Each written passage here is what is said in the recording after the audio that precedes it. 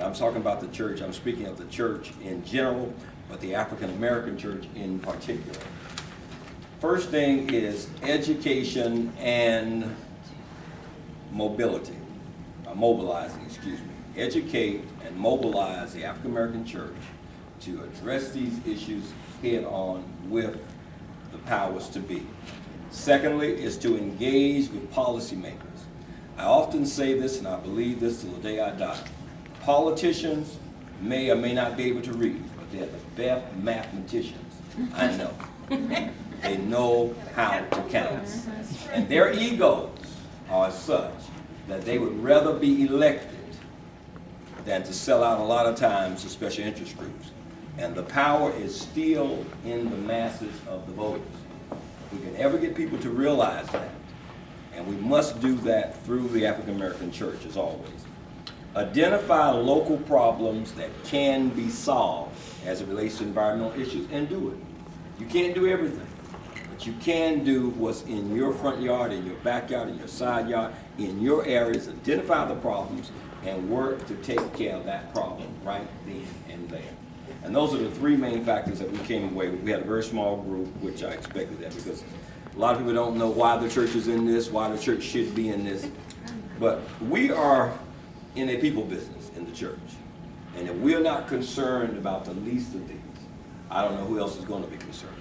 The church must always be concerned about the lives and the souls of mankind. Thank you. All right. Thank you. And Miss Zoe, you are the cleanup lady? Oh, no. Yeah, amen. That's what my granny said. Absolutely. I gotta come around here. Yes, down here by back, folks. After all these fabulous And Chloe groups, took our notes. we're on a revolving table back there. After all these great sessions, I think some of what we discussed overlaps with what other folks discussed. Our group was coming up with a comprehensive energy justice policy agenda, which is a tall order for 20 minutes. But we sort of started off talking about, in addition to a lot of what's been talked about now, about drawing from people's experiences in communities to look at how do we get enforcement done and address long-standing problems in communities. We talked about how do we hook to some of the key issues that are facing people today, like gas prices and jobs.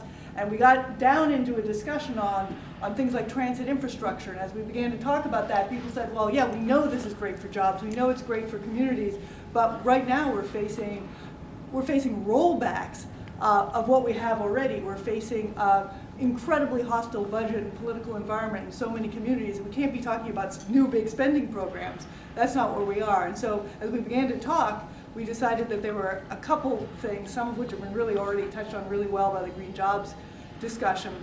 One was that we need to build coalitions to fight the state rollbacks on all kinds of fundamental issues that affect communities and the environmental justice communities, including working together on addressing the political rollbacks, rolling back the political rollbacks that we've seen. The second thing was to, let me see if I can say this articulately. Was to really focus on developing career paths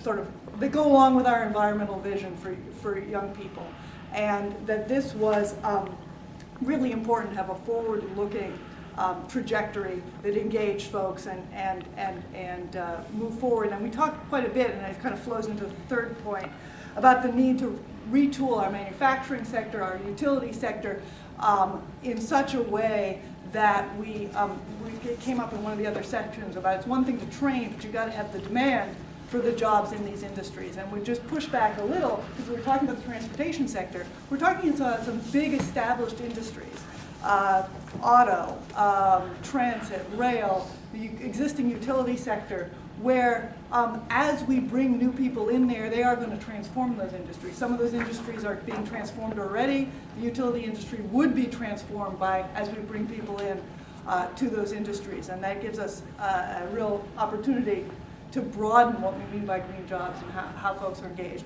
And I just add there too that it relates to how we're going to provide.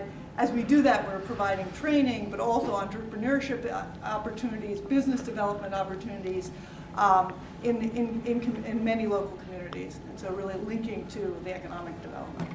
And maybe I'd throw it out to our group, because we had a really wide-ranging discussion. I don't know if we're missing any other points that folks felt were critical there. I would just highlight the first point that Zoe talked about. One of our roundtable representatives, who is from the North Florida chapter of the NAACP, said that, you know, the battle here is pretty intense. For those who are not from Florida, I think you see on national television their new governor, Rick Scott, who's just, you know, let's put it out there, he's insane. You know, he's not just conservative, he's insane with what he's trying to do, giving back transportation dollars. Now, we love that they gave back the transportation dollars because it came to the Northeast Corridor, so we get to improve our transportation infrastructure, but that doesn't help the people in Florida. And his point was that they have so many intense fundamental battles going on in Florida. How can they take on these issues of energy justice and the green economy? And so the point that Zoe made, the need to figure out how to coalesce with folks around the traditional civil rights agenda, bringing it forward to the new civil rights agenda, which we think is energy justice and environmental justice.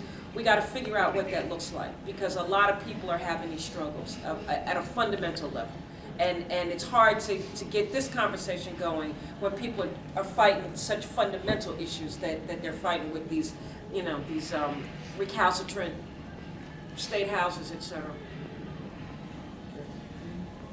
Jackie, I just want to add in closing, because since we started with our recap, I do want to say that HBCUs are beginning to embrace sustainability and are making some significant strides. I think our challenge today is, while low-income communities and workers do have to transition, I'm concerned that in terms of curriculum, many of our institutions are still preparing young people for a world that no longer exists. And not equipping them all, not only not to deal with and tackle today's problems, but to deal with and tackle problems generally, their own personally, their local communities, and beyond.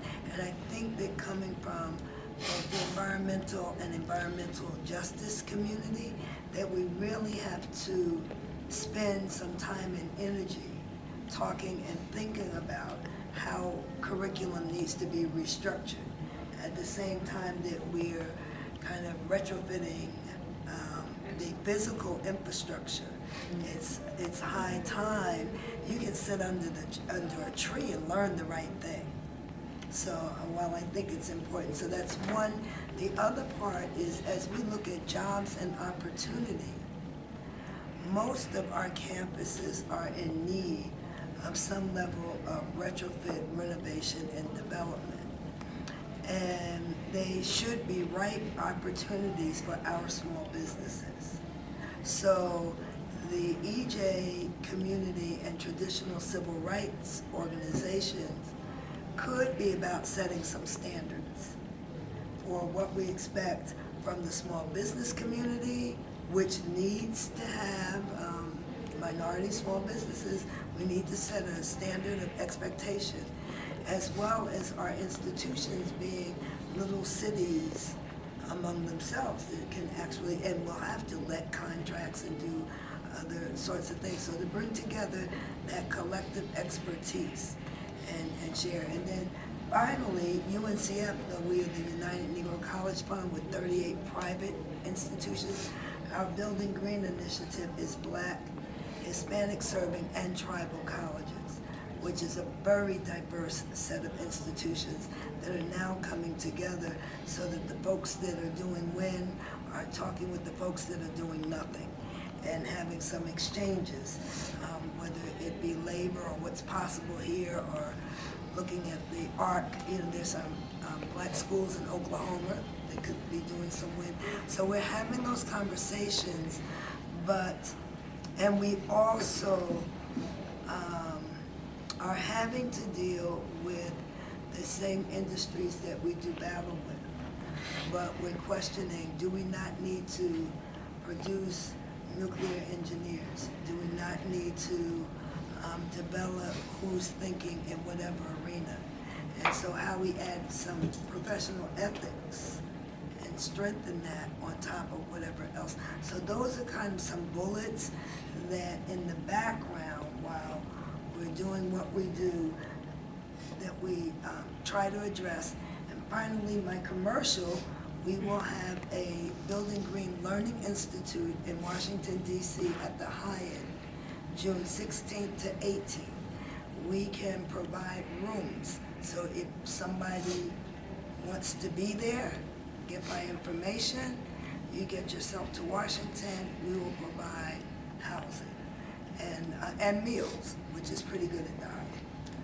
So that's it.